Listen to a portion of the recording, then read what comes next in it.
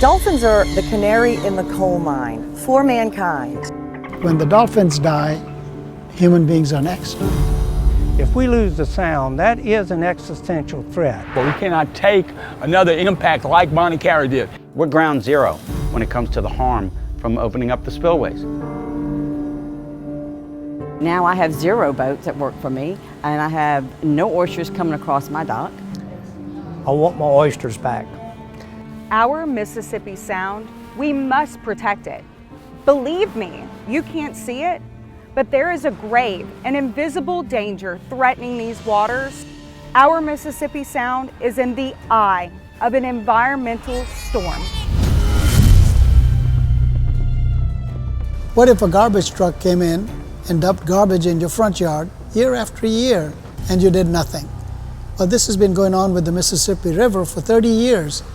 All the polluted water has been going into the Gulf, causing dead zones, and we have done nothing. We'd have seasons where we would catch 400,000 sacks, and it went from 400,000 to 400 sacks in a year's time. When the oyster season was open, we used to have, oysters were really everywhere. That was the way to do it. I mean, there's nothing better than a plate of char-grilled oysters. And it just doesn't get any better when it comes to fine dining. We don't have any of that. 2019 was a disastrous year for our operation. Our business dropped, I want to say, at least 36%. I fish and recreate in the Gulf, and to see all of the devastation that has occurred to that ecosystem has just been sad. This is the Bonnet Carré Spillway, located 12 miles west of New Orleans. Just on the other side of this structure is the Mississippi River, and to the north of us is Lake Pontchartrain. The spillway is over 7,000 feet long, built in 1931 by the U.S. Army Corps of Engineers nearly a century ago. As a result, some may consider the structure, as well as the way it's managed, archaic. It's an early 20th century technology. It opens by pulling boards out of slots, right? So this is a 100-year-old technology managing the biggest river that we've got, right? There are better ways to do these things.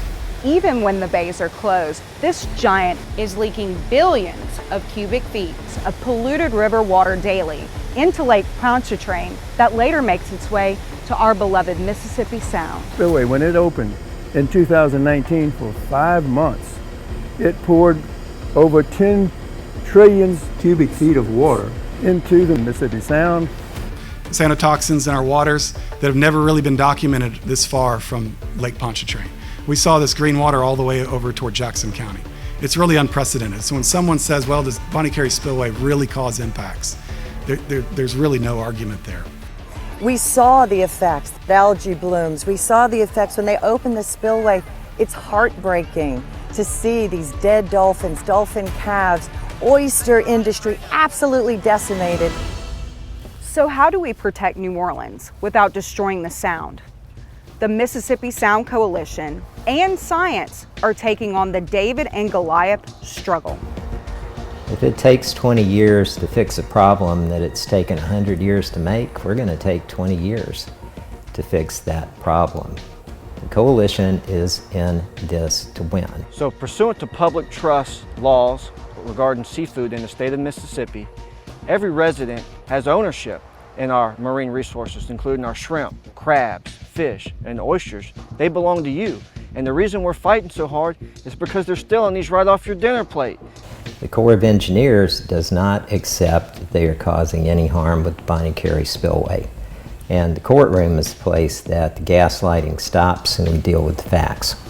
The coalition and the scientists are convinced short-term and long-term solutions do exist. All we have to do, in my mind, if we get the water chemistry right, the water quality right, things are going to start going our way. I'll give you my promise. And I think we'd have a good chance of making our oyster reefs come back, increasing our fishing, increasing our shrimping, and making it a great place to live like it once was, the seafood capital of the world. So we're working with the folks in Louisiana as well as our own folks to try to get the attention of the Corps of Engineers that this is a serious issue. Mississippi has no seat on the table. We have no say-so. We have never had any say-so. And I think that needs to be changed. Come visit Pasquishan. See how Pasquishan used to be. See how we are now and how we can plan a strategy to bring our oysters back. Oyster gardens are very rare to come across nowadays. More than 80% of it has been lost worldwide. And it is a very big factor of our ocean. It serves as literally a filter in the water. I would ask the Corps to please understand our position, and we understand their position, but their action can impact our way of life, and that's what's so important. And not only our way of life, but the whole economy and the state of Mississippi. There are problems and there are solutions. We need a seat at the table, and the Corps needs to start listening to the people of the Mississippi Gulf Coast. But we need you to get involved to help save our sound. Please help us save our sound.